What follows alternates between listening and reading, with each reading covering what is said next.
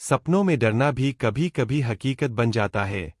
प्रिया के लिए यह सच था। वह अपनी कॉलेज की छुट्टियों में अपने चाचा के पुराने गांव गई थी। गांव की सड़कें सुनसान और घने पेड़ों से ढकी थीं। गांव के लोग कहते थे कि गांव के बाहर एक पुरानी हवेली है, जिसे लोग अंधेरी हवेली कहते हैं।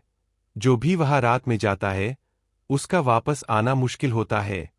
प्रिया को हमेशा डरावनी कहानियां सुनना पसंद था।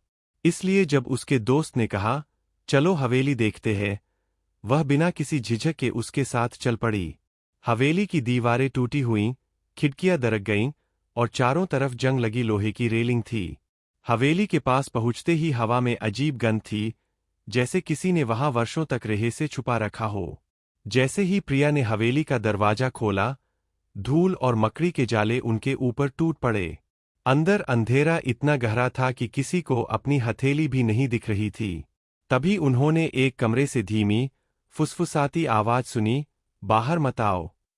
दोस्त ने डर के मारे पीछे हटने की कोशिश की, लेकिन प्रिया ने हिम्मत दिखाई और आगे बढ़ी।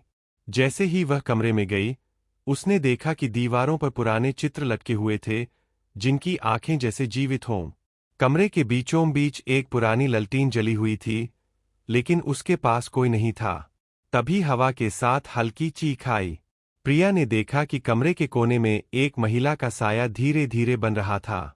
उसका चेहरा आधा जल चुका था और आंखों से काला धुआं निकल रहा था। प्रिया का दिल तेजी से धड़कने लगा। वह समझ गई कि यह कोई सामान्य आत्मा नहीं है। महिला की आवाज फुसफुसाई, तुमने मेरी हवेली में कदम रखा है, अब तुम्हें नहीं जाने दिया जाएगा। प्रिया चिल्लाई और भागने लगी, लेकिन हवेली के दरवाजे अपने आप बंद हो गए। हर कमरे में अजीब ध्वनियां गूंजने लगीं, कदम, फुसफुसाहट और हंसी। उसने देखा कि चित्रों के पात्र धीरे धीरे उसके इर्द गिर्द घूमने लगे। तभी उसकी नज़र एक पुरानी डायरी पर पड़ी। डायरी में लिखा था कि हवेली में सालों पहले एक महिला रह रही थी, जिसे गांव वालों ने जादूटोना और डर के कारण मार दिया। उसकी आत्मा हवेली में फंस गई और जो भी वहां आता, उसकी आत्मा में डर भर देती। प्रिया ने डायरी उठाई और पढ़ते पढ़ते महसूस किया कि महिला की आत्मा उसके साथ संवाद कर रही थी। वह धीरे धीरे समझ गई कि अगर वह डर को छोड़कर आत्मा की बात सुनेगी, तो बाहर निकलने का रास्ता मिलेगा। प्रिया ने गहरी सांस ली और कहा, मैं डर से नहीं भागूंगी, बताओ मुझे तुम्हारा रहस्य।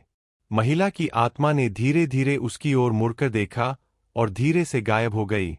हवेली का अंधेरा हल्का हुआ और दरवाजा अपने आप खुल गया।